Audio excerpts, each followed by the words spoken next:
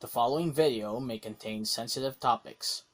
The views and opinions of the presenter to these are plainly his own. Furthermore, any and all views and opinions of the presenter do not in any way reflect the views, opinions, statements, and advocacies of his personal contacts, his family, his affiliations, and his profession. While the presenter makes a commitment that all content is original, he is obliged to cite references or acknowledge resources mentioned or used in the production of this video. This disclaimer is also written in the description below. Hi there, Ian here. It's the 31st of August 2020 and at midnight tonight someone is gonna peep out and sing his heart out. We all know it's Jose Marichan season all over again.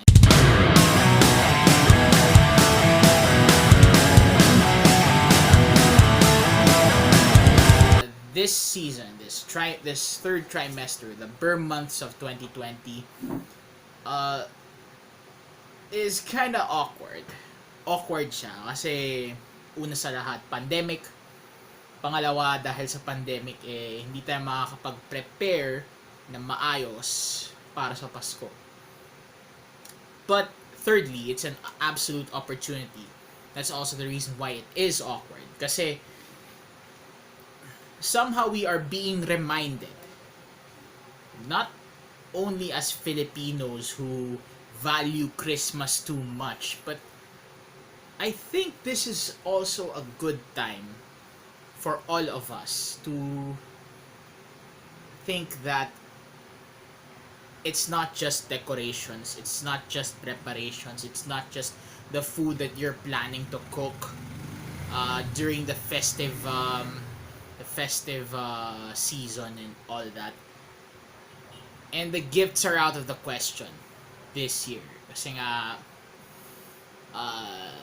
bukod sa maraming mag-off and maraming sobrang dami ng mga deliveries and all that, I guess everyone's having a tight belt as of this moment, myself included. So what to do? Well, if there's one thing that all of us have to think about or have to consider is that aside from sabihin natin spending our Lent this year very meaningfully, I hope it is. In my part, hindi masyado, pero it's a good opportunity for me to pray and all that and somehow slow down. But it's not that easy. It's absolutely not that easy, lalong-lalo na during the enhanced community quarantine period. So now that we're trying to go back to the normal things, or to the way it used to be, because aminin natin, yun naman talagang gusto natin, na bumalik sa normal lahat. Not the new normal new normal BS, but going back to where and what we have been prior to the outbreak of this pandemic. So ayun nga, aside from Lent, we also have another semi-penitential season of Advent. And instead of focusing more on Christmas preparations, or while it is a good idea that Christmas presentations would be more meaningful this year, I guess it would be more meaningful if we make the burr months a very long Advent season. I'll get to you back in a bit. May sinasayang lang ako. I'll be right back. Okay mga kababayan, so I'm back. Ganito talaga pag napag-uutusan, you have to do a lot of stuff, and that also means uh, preparing food for dinner. Dumidilim na rin at kahit pa paano lumalamig na rin ang hangin, so parang yeah, it's beginning to look and feel like Christmas as the song goes, but not just yet. Not just yet.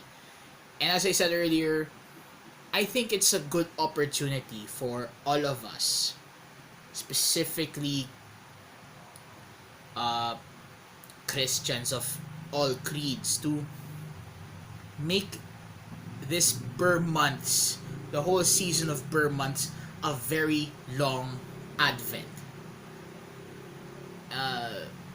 To the point na talagang pagdating ng Pasko, or sabihin na natin do sa uh, Christmas novena o yung 9-day na misa, and all that,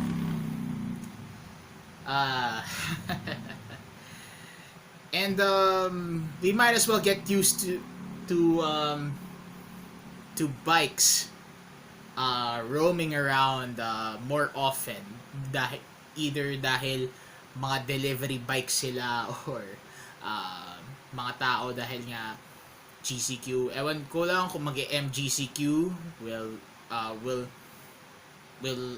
all know in the next few days, pero if ever things would go back to normal, as we all hope it is, I think the traffic of those noisy bikes would be back.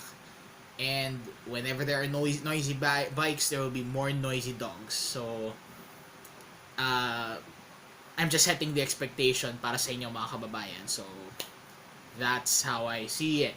So, as I said, ayun nga, I guess it's a good idea for all of us to think of this Burr months as an elongated Advent season. Not necessarily the Christmas season itself, but the preparations for it. And I think it's a more palatable concept, lalong-lalo na ngayon na pandemic. So I guess yun lang naman ang ko. Hindi man suggestion, pero that's how I see things, that as the hindi ko maalala basta that's how I see things as of the moment. And I think it's just time for all of us to stop commercializing Christmas and really focus on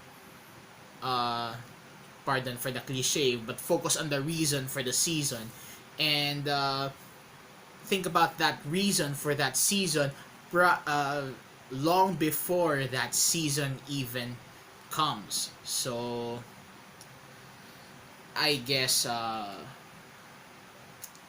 yun lang masasabi ko, and I hope that I made sense at this point. So Jose Marichan, please proceed and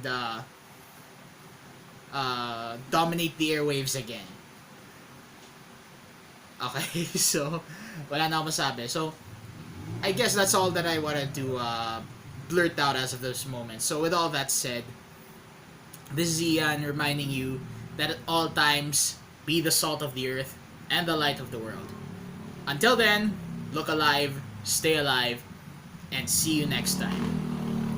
I can't say Merry Christmas as of the moment dahil hindi pa nagsa-September 1, but what the hell. Anyway, see you next time, guys. Bye, guys.